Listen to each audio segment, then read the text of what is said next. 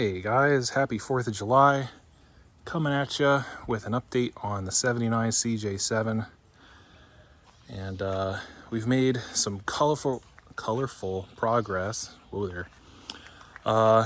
We have the inside of the tub done for the most part and painted. Now,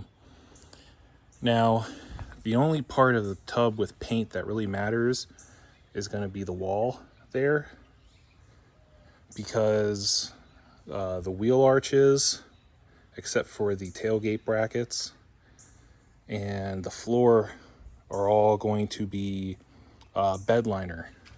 But I wanted something besides just the primer that this tub has for the bed liner to stick to.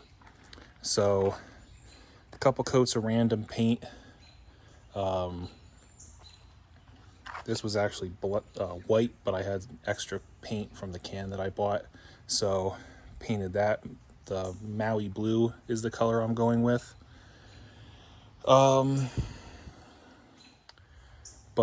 it looks a little bit like darker blue on camera, but in person it's a much more bright, loud, bright blue, which I wanted because, you know, the CJ, I wanted it to be kind of real poppy. Back in like the 70s, 80s on these Jeeps, they had some really popping colors, and the Wranglers today have some pretty loud colors, so I wanted to have some fun with this. I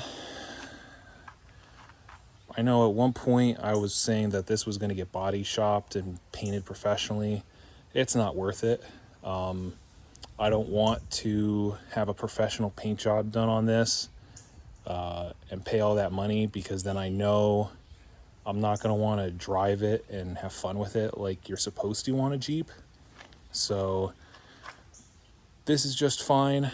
And actually, grab the can. Rust-Oleum has these new spray cans that they've come out with that have these, 5 different spray types, and 2 of them is a horizontal and a vertical fan spray mode, and it comes out pretty good. So you get a pretty nice finish on it. I mean, you can see like on the walls and stuff, I've got a few coats on there, and it looks even and smooth. The floor, I only did like one quicker coat, so it's got some tiger striping in it, but again, bed liner, so don't care. But I didn't really do any prep work in here. I didn't scuff anything. I just sprayed it with paint because, again, it's the inside. It doesn't really matter, and most of it's going to be bed linered. The outside, obviously, I'll scuff up. I have to do some sanding on these corners here because there's Bondo or something around these corners. Especially this one's really bad. It kind of bulges out more. So definitely want to get in there and sand that down, and then scuff this all up, hit it with some body color. I'm going to do the fender's hood and grill separate, same with the tailgate. And I'm not going to do the underside. I'll use like random paint for that and then do my undercoating underneath it. But like the firewall and the inner wheel wells are also going to be body color, because that's how it was stock. I know a lot of people will paint this black, but I kind of like having the body color inside too. But what I was doing today to kind of wrap up the tub is I got our tailgate strap brackets welded in. A combination of these being aftermarket brackets and the tub having these standoffs kind of welded in the wrong spot and not welded in the same spot. You can see you got a little bit of gap there and much more gap there. Did the best I could. You know, this side's, can't really tell, maybe you could tell looking top down, the front corner is pointed out more than this corner is. I kind of tapped them back with a hammer before painting, but you know, not a huge deal. They can be tweaked down the road once I have the straps on and I have the tailgate down to make sure that's all good. But yeah, these were missing, so they were like $34. So got them shipped and got them in, and then I had to cut out the tub here for our door latches. Again, you know, not the best work. You know, I'm doing this myself. I'm not necessarily using all of the correct tooling, but they're good enough. The paint's still wet, otherwise I'd show you, but over here on my brother's Jeep Hotness, see, that's what we're going to be going for.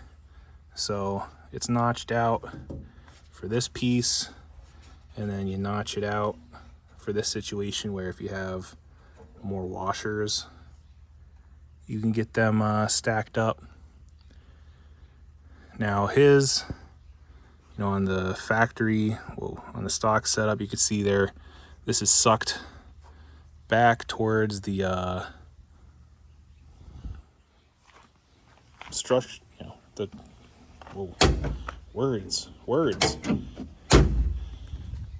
It's you know, flush mounted against this. Mine doesn't sit that low. It sits and there's going to be a gap here. Again, aftermarket latches and aftermarket metal. So do the best you can. Plus his has, you know, you saw on his one door, the passenger side, it has a big stack of washers. And this side has a big stack of washers, so I'm probably not hurting anything by mounting mine a little bit farther forward.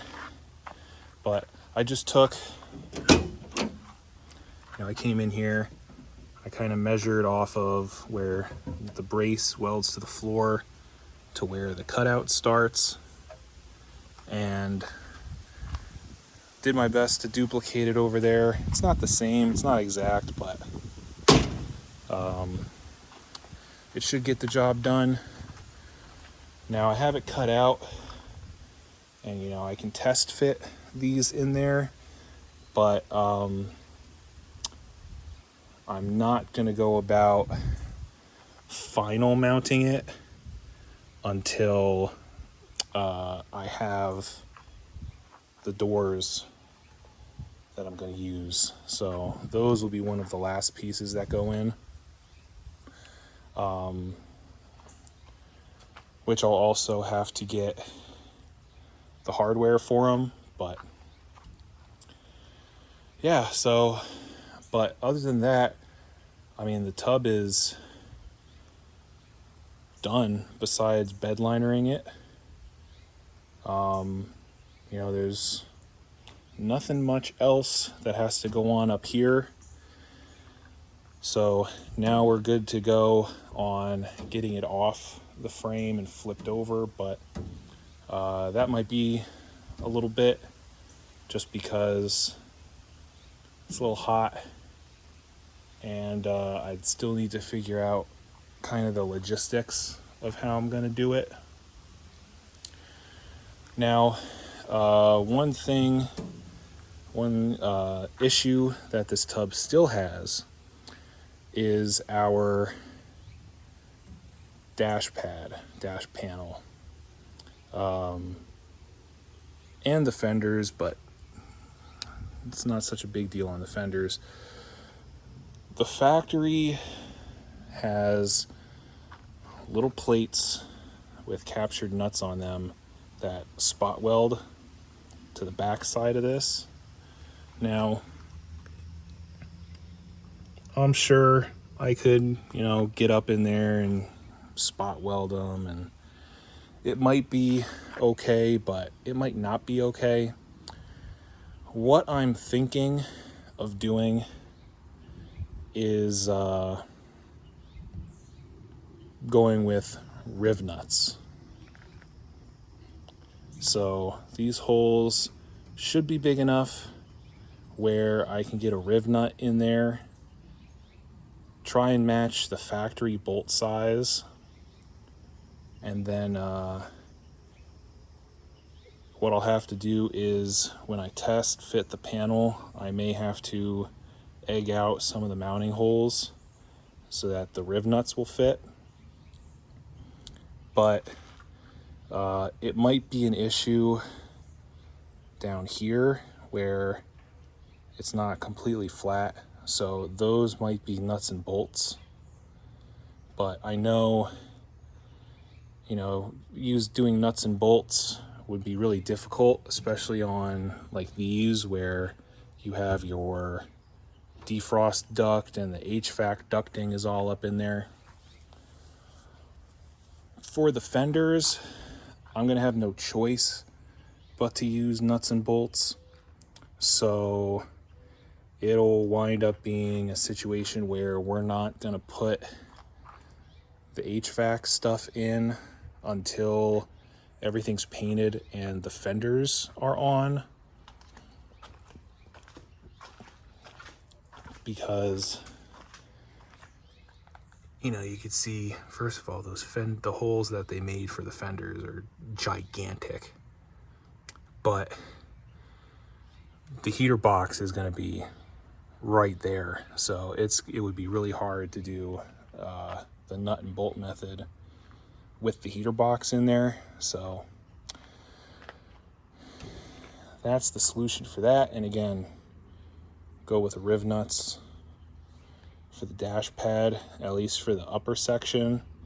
That way getting the dashboard in and out isn't horrific. But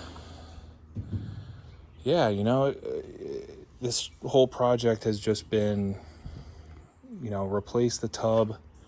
I don't have to do any of the crazy metal repair. I mean, that the tub that this Jeep came with would have needed every panel replaced anyway. But it's just now having to go through and clean up and, make the necessary corrections to actually get the tub usable is a bit of a pain in the butt. But like I've said in a previous video, when I first started talking about all these issues, I also understand why they omitted things, because the chances of them getting it in the right spot are much smaller than them getting it in the wrong spot. I mean, we've already seen, the fuse block hole was too small and in the wrong spot, and the blower motor and heater core holes were in the wrong spots. So, seat bolt holes and things like that have been okay, but there are some things that they've already messed up on. So like I said, these cable brackets, the little nub that they welded on is supposed to be there. But why they didn't put these on? Well, if they did, it probably wouldn't be in the right spot. So, but yeah, so for now, roll this back into the garage. let it sit here and cure. And next step's going to be body off. So I will see you guys then.